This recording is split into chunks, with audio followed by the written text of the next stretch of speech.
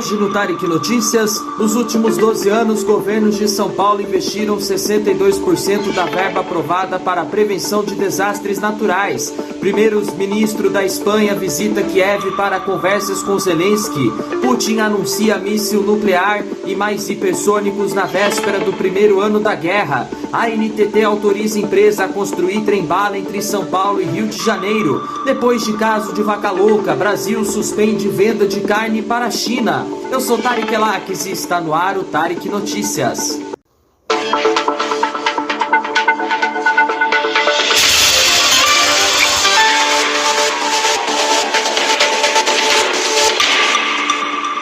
Governadores responsáveis por administrar o estado de São Paulo entre 2021 e 2022 deixaram de investir 38% do valor previsto no orçamento público para a prevenção de desastres naturais no estado. Com 10 bilhões de reais destinados ao tema, os governos investiram 6 bilhões de reais, 62% do total previsto. É o que aponta um levantamento feito com base na execução orçamentária disponibilizada pela Secretaria Estadual da Fazenda e do Planejamento.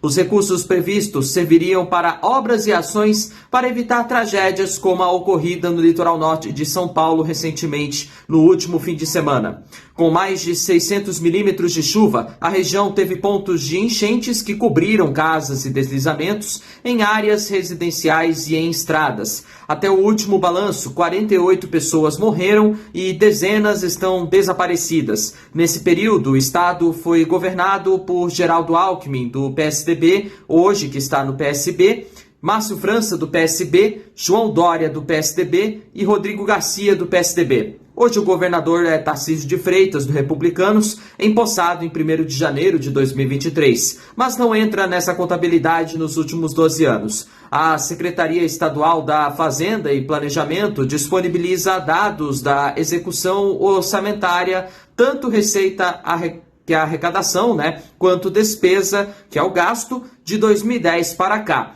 A atualização é feita até o dia anterior ao da consulta. A pesquisa analisou os números da rubrica Item Orçamentário denominada Infraestrutura Hídrica e Combate a Enchentes, que inclui também a prevenção a desastres naturais. Ao longo de 13 anos completos, apenas em um deles, 2010, ano eleitoral, o valor investido nesta área superou o total aprovado pelo Legislativo. Foram gastos 282 milhões e meio de uma verba prevista inicialmente de 200 milhões de reais. Os valores para a consulta são totais, não atualizados pela inflação do período.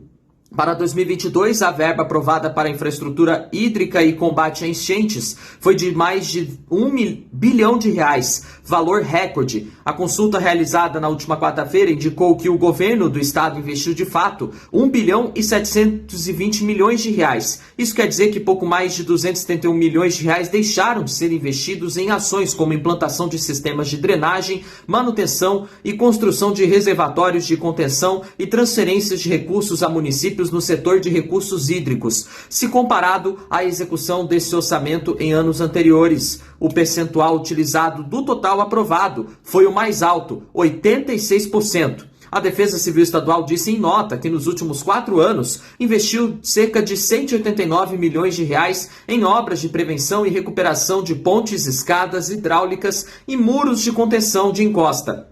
A assessoria do ex-governador Geraldo Alckmin informou que durante os anos de 2015 e 2016, a verba destinada a essa área foi utilizada para atenuar os impactos da crise hídrica que castigou a região metropolitana de São Paulo. Procurada a gestão do governador Tarcísio Gomes de Freitas, do Republicanos, disse em nota que o governo de São Paulo realiza medidas complementares às municipais para auxiliar na drenagem urbana e combate às inundações. No último ano, foi investido cerca de 1 bilhão e 151 milhões de reais em ações e obras para combate às enchentes. Em 2023, o orçamento estimado é de aproximadamente 1 bilhão e 213 milhões de reais. O primeiro-ministro espanhol Pedro Sánchez foi à Ucrânia para se encontrar com o presidente ucraniano Volodymyr Zelensky na véspera do aniversário de 1 ano da invasão da Rússia à Ucrânia, segundo informou o gabinete espanhol nesta quinta-feira hoje. Pedro Sanches prestou homenagem com flores aos mortos na guerra em Bucha e se reuniu com os prefeitos das duas cidades, Anatoly Fedoruk e Alexander Markushin.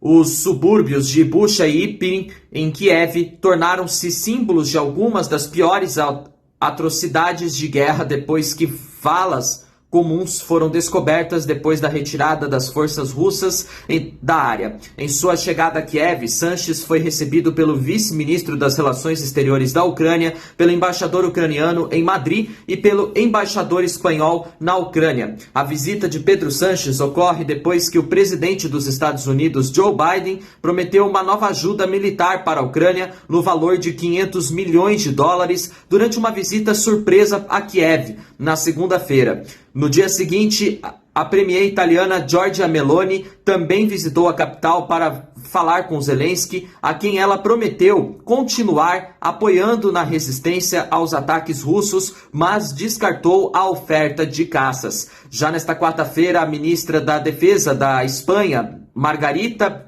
Robles, disse aos legisladores da Câmara dos Deputados que Madrid forneceria 6 tanques de batalha 2A4 Leopard de fabricação alemã para a Ucrânia depois que eles passassem por reparos com a entrega prevista para o final de março ou início de abril. O Conselho da ONU vota nesta quinta-feira uma resolução pela paz na Ucrânia. Os 193 países membros devem apresentar seus posicionamentos a fim de chegar a um caminho rápido e eficaz para a paz no conflito. O projeto de resolução da ONU, que não é vinculativo, mas tem peso político, reflete uma exigência da Assembleia Geral feita no ano passado para que Moscou retire as tropas e suspenda as hostilidades. A Rússia descreveu o texto como desequilibrado e antirrusso e pediu aos países que votem não. A Ucrânia argumenta que a guerra é um simples caso de um país não provocado invadindo ilegalmente outro. Na véspera do aniversário do primeiro ano da guerra da Ucrânia, o presidente russo Vladimir Putin voltou a fazer ameaças nucleares contra o Ocidente ao prometer a entrada em serviço de um novo míssil 2 dias depois de suspender a participação de seu país no último tratado de controle dessas armas. O líder também disse que dará atenção à tríade nuclear, jargão para os 3 meios de emprego de ogivas nucleares, mísseis em solo, bombardeiros e submarinos, e anunciou também a produção em massa de 2 dos 3 modelos hipersônicos que já tem em operação, o Kinjal, que é lançado de caças, e o Tsirkon, que é usado em navios. Com efeito, a primeira fragata russa equipada com o Tsirkon, a almirante Gorchov, aportou na última quarta-feira na África do Sul para exercícios conjuntos com a marinha local e com navios da aliada China, algo que não passou despercebido em Washington. O anúncio feito em mensagem pelo Dia do Defensor da Pátria na Rússia deve ser lido no contexto do contencioso com os Estados Unidos e seus aliados, em especial acerca do novo míssil, já que há dúvidas técnicas acerca da capacidade russa de introduzir em grande quantidade no seu arsenal do RS-28 Sarmat, conhecido como Satan II no Ocidente. O modelo é uma das armas invencíveis anunciadas por Vladimir Putin em 2018. Ele é o mais avançado modelo intercontinental do mundo, podendo levar de 10 a 15 ogivas nucleares ou 24 planadores hipersônicos Avangard, também com cargas atômicas a alvos até 18 mil quilômetros distantes. Ele já foi testado com sucesso, mas há fortes indícios de que um ensaio nesta semana fracassou. A Rússia havia emitido uma notificação de aeronavegabilidade informando a trajetória de um lançamento de foguete da base de Plesetsk, noroeste do país, até o campo de provas de Kura, em Kamchatka, extremo oriente, a mais de 6 mil quilômetros de distância. Era o desenho clássico de um teste de míssil intercontinental previsto para qualquer momento do dia 17 ao 22. Nada aconteceu e a rede americana CNN disse que o Sarmat foi lançado na última segunda-feira, quando o presidente Joe Biden fazia sua histórica visita a Kiev, na Ucrânia, mas falhou quando seu segundo estágio se separou. A Folha ouviu a mesma história de um analista militar moscovita, especialista em forças nucleares, que pediu anonimato. Questionado sobre o tema, o porta-voz do Kremlin, Dmitry Peskov, disse que o assunto era do Ministério da Defesa, que não fez comentários. Seja como for, falhas em testes ocorrem e o Sarmat é uma realidade que serve à agressiva retórica de Putin ante o Ocidente, com quem o russo diz já está numa guerra por procuração na Ucrânia. Até janeiro, Kiev recebeu o equivalente a 10 vezes seu orçamento de defesa em ajuda militar, a maior parte dos Estados Unidos. Na última terça-feira, na terça-feira de carnaval, Vladimir Putin anunciou em discurso sobre o Estado da União ao parlamento que havia suspendido a participação russa do novo START, o último dos tratados de controle de armas em vigor, aos outros dois que foram enterrados pelo governo Donald Trump. E na prática isso significa o fim de inspeções mútuas e trocas de documentos que já estavam travadas devido à guerra. Os russos dizem que vão respeitar a limitação de ogivas estratégicas operacionais, que são 1.550 para cada lado, e meios de emprego previstos do tratado até sua expiração em 2026.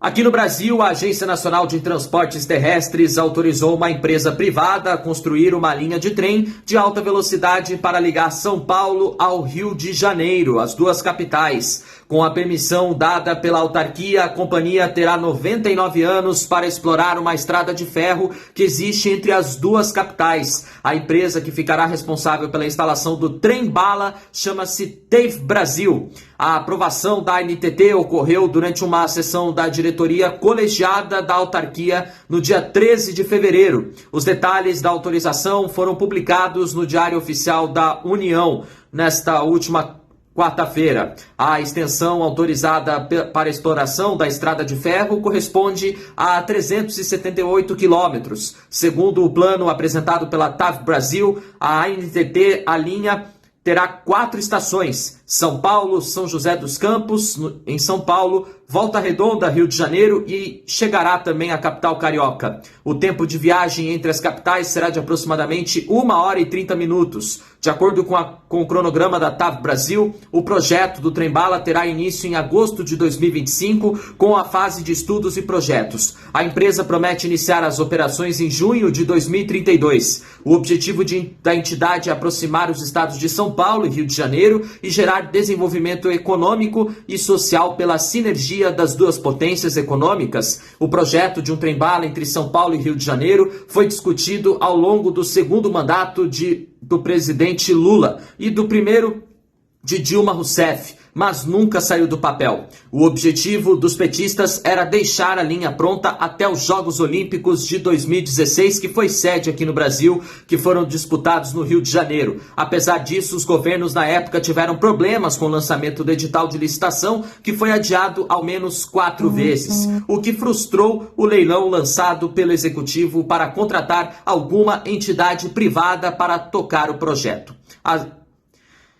E as exportações de carne bovina brasileira na China foram suspensas hoje, depois da confirmação de um caso de encefalopatia espongiforme bovina, a EEB, que é conhecida como a doença da vaca louca, no interior do Pará. O procedimento, segundo o Ministério da Agricultura e Pecuária, o MAPA, é uma formalidade e não há riscos para a população que tem o hábito de consumir carne no Brasil.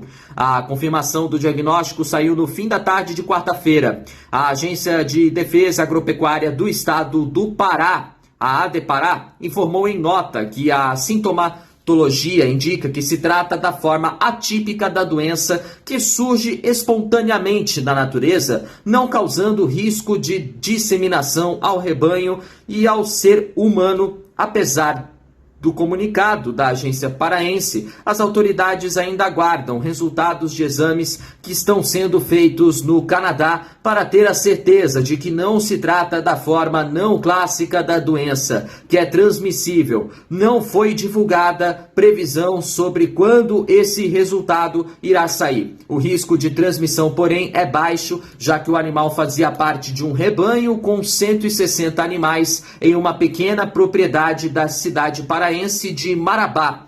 O local foi inspecionado e isolado preventivamente e em nota oficial o MAPA informou que a doença foi identificada em um animal macho de 9 anos. O animal era criado em pasto sem ração, que é o principal vetor de transmissão da forma clássica da EEB. O boi foi abatido e a carcaça foi incinerada no próprio local. Segundo o Ministério, está sendo cumprido o protocolo sanitário em casos como esse. E isso inclui também a suspensão temporária das vendas à China.